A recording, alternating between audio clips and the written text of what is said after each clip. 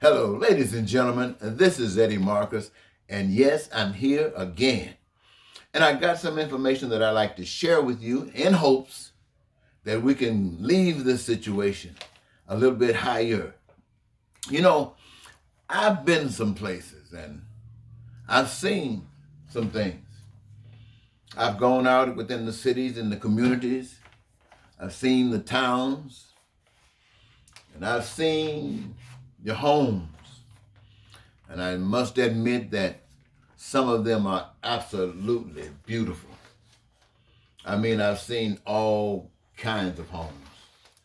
People have expressed themselves in various kinds of ways to, because you got some homes looking like this and other homes looking like that, and everybody's satisfied. Now, I've also gone into some cities and some towns, and I've seen some homes that's been boarded up. I've seen some that's been dilapidated, leaning to the side, the grass growing up. Some years earlier looked like if they were rehabilitated, it would have been a nice thing. But for some strange reason, that did not occur, and yet they're still there. And it's very, very ugly.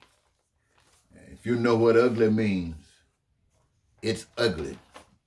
And I'm not for that, ladies and gentlemen. I've seen it. You know,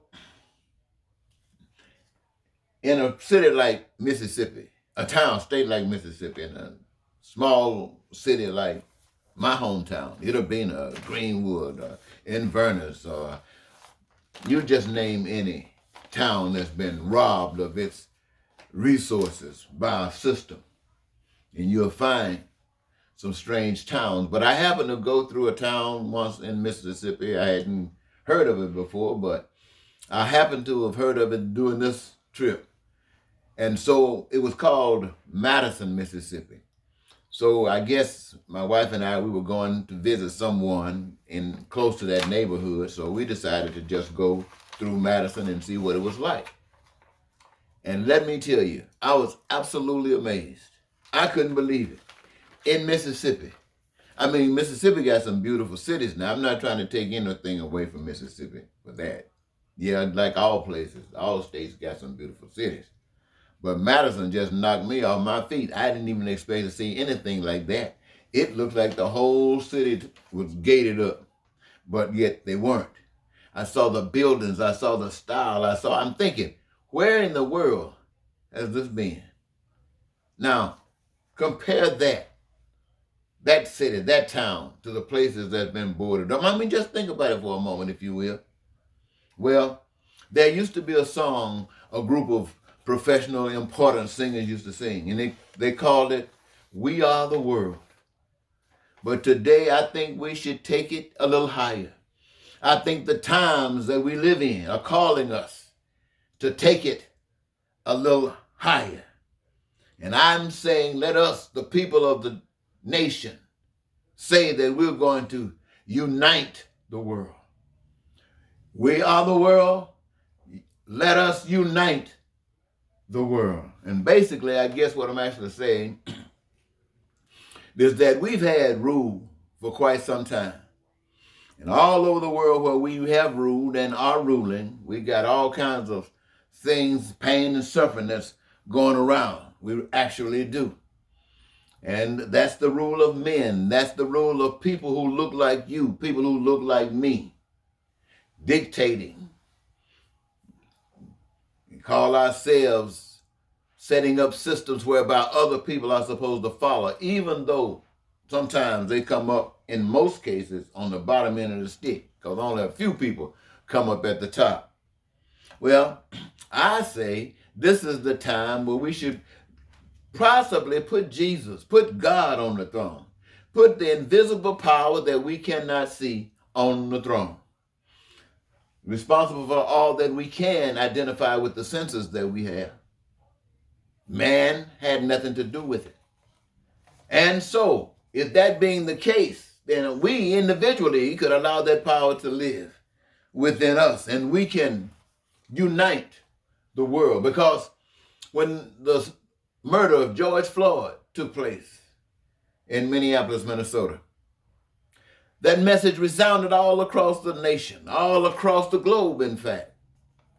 And people were saying, we are with you in solidarity. We recognize your pain, your suffering. We hear about it, and we want you to know that we go through the same things. You've heard me say it before, ladies and gentlemen, to cry out, can you help guide us? And this, my friends, truly is what those of us who say we're called to give a message from heaven, this is our duty, this is our responsibility, to answer that call, to answer the call where people are praying, to answer the call where people are suffering. It is our duty, it is our responsibility to stand up so that those who are being misled by somebody talking about God can see God being operated in a different light. And perhaps, my friend, can see what you're doing, can see God in what you're doing, and want to glorify God. Rather than say, get up every morning and say, thank you for waking me up, dear God, but thank you for missing my mind with missing it with love so I can see what to do and go out and love. Well, I'm just thinking that message of George Floyd went all across the globe. It went everywhere. And you know another that went everywhere? The coronavirus. It went everywhere. And it wreaked havoc everywhere. I mean, people are dying by the thousands, the tens of thousands, the hundreds of thousands, everywhere. Can't hide.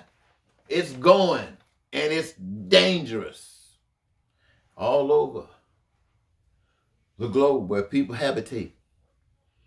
I think by the power and the mission of love to unite the human race should travel across the globe much faster than any virus must travel across the globe, my friends, much faster than the murder of George Floyd must travel across the globe, because it offers an opportunity for every man, for every woman, for every child, for every old person to live. I mean, to actually live. And it's not by a promise of somebody saying plant a seed, but committing yourself to be a part of that which we just described, that which gives you your peace and your prosperity and your joy, that which gives you the fulfillment of your dreams, that makes sure that you and yours will never be suffering without a lack thereof. And that means you and yours mean all of us. And that's because we're listening not to a man. We might be listening to a man's heart, a man's desire to be free like you and like me. And being guided not by what we've been taught here on this earth since we've been here, but taught by a new spirit, a new spirit. And we don't have to sit around and talk about God returning or Jesus returning. We can say he's alive today in me. He's alive today in you. And these are not just words. This is not just a testimony. The evidence, because there's no more pain. Everybody got food, clothing, and shelter, and education, and health care. And everybody got a career of their choosing so that they can engage themselves in the creative process, and everything that they can imagine that they want, everything that they can imagine that they need is right there for the taking, because the power of the Almighty Spirit that lives in us, that gives them the imagination, is also qualified individuals everywhere to play a part in that process, so that that which is made manifest for those who desire to enjoy it, use it for whatever, can have access to it. Man, this is love. This is God. This is not some human being trying to be God. This is not someone trying to say they got everything and that they are superior to you. This is every individual on earth feeling free and happy, not mad with anyone. Yeah, there might be some evil that tries to come in through the cracks, but just like they're trying to get rid of Russia for doing what they've done and stop China from doing the same thing that we do to others, we're going to give it up, because we don't have to spy on people that are united. We all work toward a common cause, and that is for every human being on earth to be happy that they're here, not cursed. Every individual to be happy and thrilled that they're here. This is what I'm talking about. Well, In order to do that, you got to want that. The laws of our system today does not permit that. And the education that we've received has indoctrinated us to a democratic capitalistic system, not just here in America, but all across the world. They operate within a system of checks and balances, of exchange, currency. We got all kinds of laws on the waters, off the waters, national, international. That's part of the man's structure. And we got to show them that there's a better way, a much simpler way, an easier way. And we don't have to buy worrying about somebody checking our social security number, trying to get to our bank accounts while we got none. Why? Because we own everything. We, the people of the world, own everything. Everything belongs to we, the people of the world. And we're not fighting over it because it's enough. Thank you, ladies and gentlemen. Good night.